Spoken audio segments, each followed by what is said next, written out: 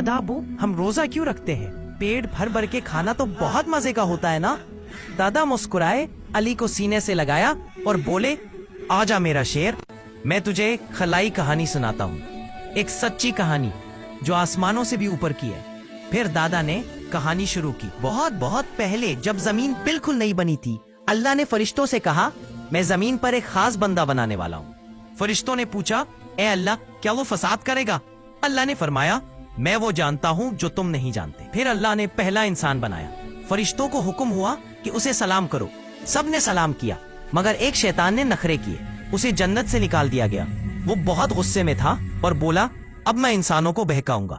और फिर एक अजीब खलाई जंग शुरू हो गई जो दिल के अंदर लड़ी जाती है। शैतान के पास एक बड़ा सा स्याह खलाई जहाज है, नाम है हंस और लालच का जहाज।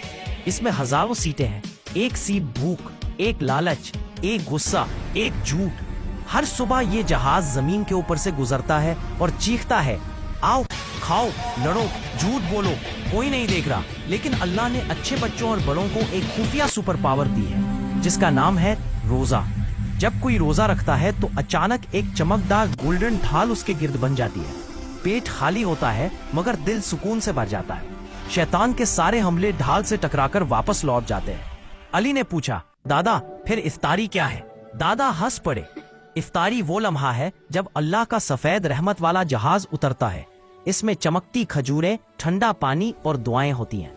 जो बच्चा पूरा दिन ढाल मजबूत रखता है, मगरिब को फरिश्ते लिखते हैं, ये अल्लाह का प्यारा मेहमान है।